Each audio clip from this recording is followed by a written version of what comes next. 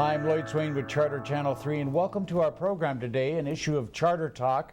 This is an important issue, and for those of you living in Pasco, this is very important.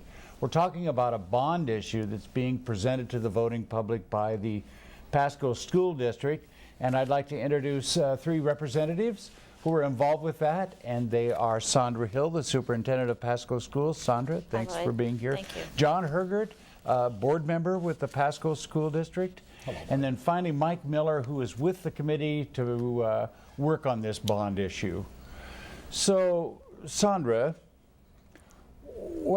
give us a little bit of detail about the bond issue. What are some of the projects that are involved?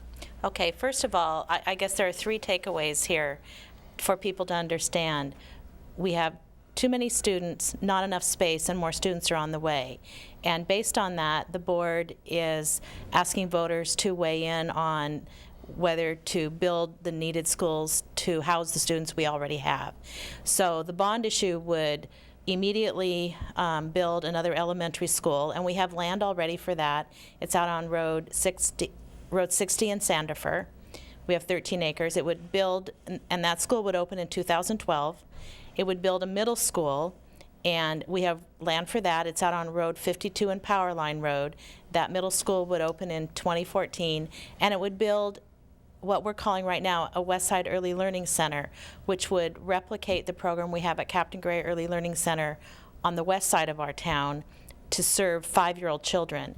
And that serves two purposes.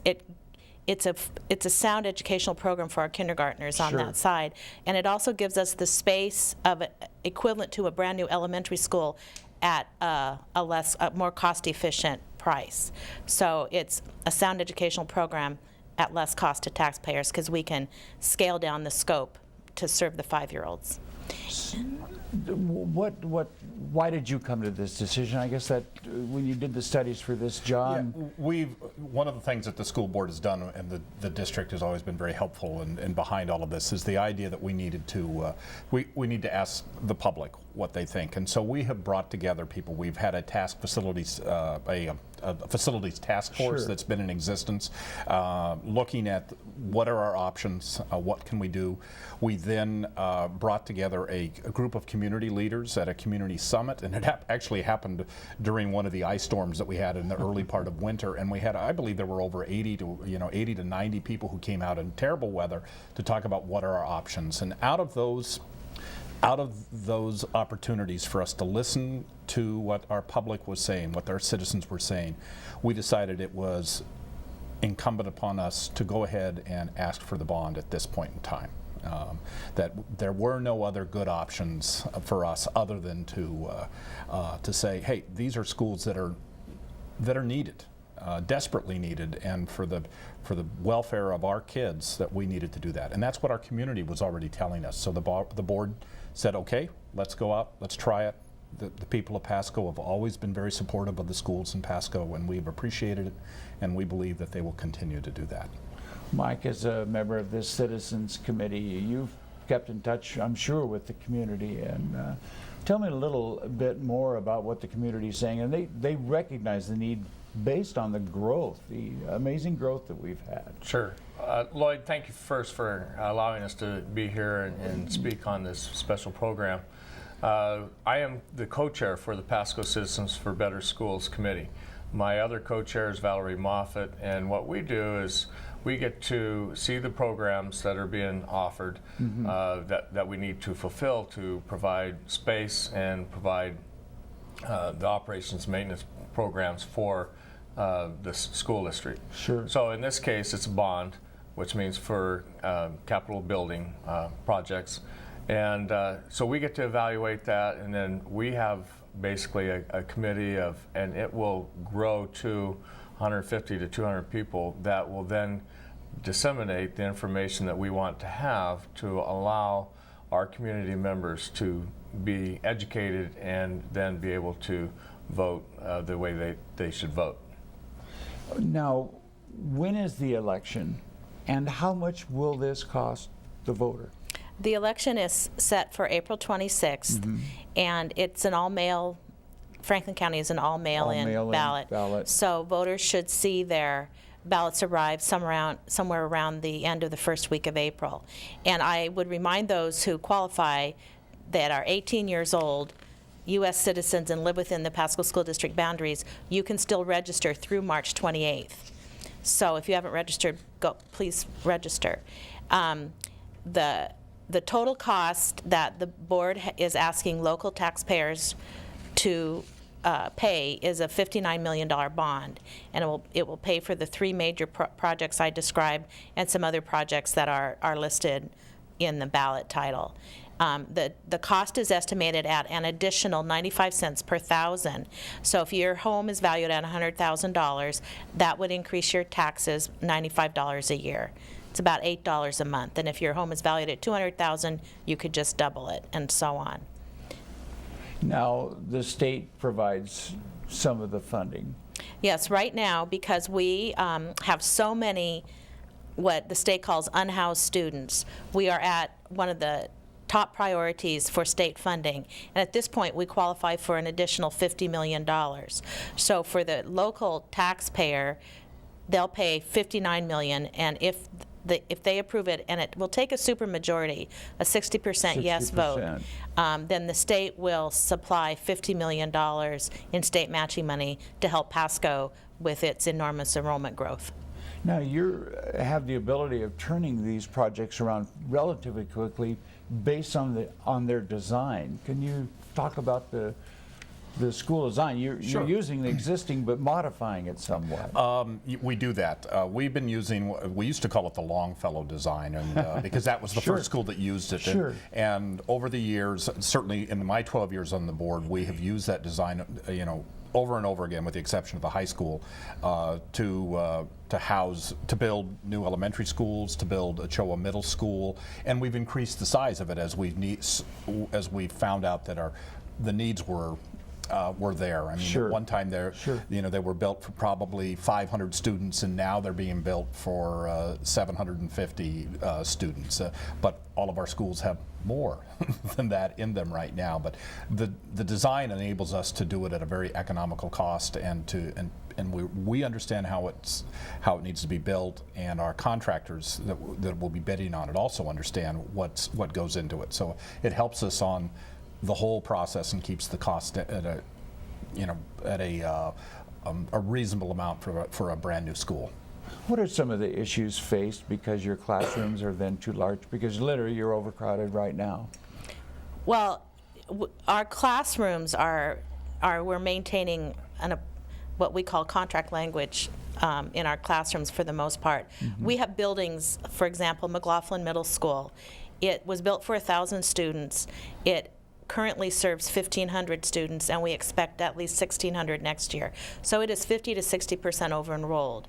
Our solution has been to add portable classrooms, which is a very cost-efficient solution for enrollment growth. What happens, though, is adding more classrooms doesn't increase the infrastructure of the school. So we run into problems being able to feed that many children, and also to be able to offer requirements like physical education, because we can't increase the gym or add to the gym. At our middle school, our elementaries, McGee and Livingston Elementaries were both built for 500 students. They're both well over 800 students now, and with additional portables next year, Livingston will be close to 900 students. Again, Livingston doesn't have a full production kitchen, and so we're needing to add to that, and that's in the bond right now too. And then we have very strong music programs across the district, and we're running out of space to continue the ability to offer programs at these large elementary schools. We have 18 schools in Pasco. All but 4 are significantly over-enrolled, and 2 of those are the high schools because we've just opened Chiawana. So I've given those 3 schools as an example, but it really is an over-enrollment challenge across the entire district. Mike, why is it so important for people to look and consider this bond issue? This will go to a reason why I have been the co-chair. I've actually been the co-chair for the last, I think we're on 20 years. And several different bond and or levy campaigns that we've been able to work on. And actually some of the things I always like to share is transparency. we've always been very careful to make sure that we provide all the information that we can out there for people to make decisions. Yeah. I've had 4 kids go through the school district. I'm a 1975 graduate. I know I don't look that old. No, you don't. Much younger. But I also have 4 grandchildren that I believe are going to be going through the Pasco School District too. And I also remember when there was a time when other people voted to have facilities built for myself, my kids, and so forth. And I believe that we have a group of people in our community, the wonderful community of Pasco, that has always stood up and said, we want what's best for our children. Times get tough, but at the same time, we will do what's best for them. And the message is very clear in that we have over-enrollment, we don't have enough space, and we have more kids coming. And one of the statistics that you'll see by the year 2016, we will have 4,000 to 5,000 more students in the Pasco School District. My gosh. So we need a place to house them, and that's what our job then is, to go out and get a positive vote that would say, please put your money where your mouth is, and let's take care of our children so we can provide a good education for them. John, how do you feel about this bond issue? And You know, as we've said earlier, the people of Pasco have always stood with the kids of Pasco and built the schools that they needed. We haven't done this on a lavish scale, but they have stepped up to the plate and made the sacrifices that were necessary for their children and for their grandchildren. And maybe they don't even have kids, but they know that education is so important, and having buildings where kids can actually get to their classrooms and get have the opportunities to take the music programs, have the opportunities to do PE. They have always stepped up to the plate. I believe that they will continue to do that. And the board believes that the rest of the board believes that they will continue to do that. In spite of, tougher economic times. Sure. The Tri-Cities, though, has stepped up to the plate. And, in general and in Pasco specifically, they've done what Mike has said when he was a youngster going through the schools, and I think they'll do it for my kids, because I've got 2 kids. One's a junior in high school, and one is a 6th grader at McLaughlin, at that school that has 1,500 students. And I believe that the people that will do this, and they will vote for it. Sandra, you're around it every day, and you see all of this. Talk about the importance of this bond issue for the entire district. Well, obviously, when we have schools that are over-enrolled by 50 to 60%, that creates enormous challenges and adds to the challenges we already face. We work very hard in getting our students to meet the state standards, and we need the ability and the physical setting to focus on that instruction, that teaching and learning. And it just creates additional challenges when we're trying to find places to put classrooms in a corner or just finding a space to serve the kids. And I would like to add too that the board has been studying this on a constant basis and really struggling with when and whether to put a bond in front of the voters. And in the end, the voters have the ultimate say. And I think the board was very wise in saying, this is a community challenge. It's not just a school district challenge. We need to have the entire community weigh in on it. That's why they held the community summit in November. It's also why they said, let's go to the community now and ask them their opinion.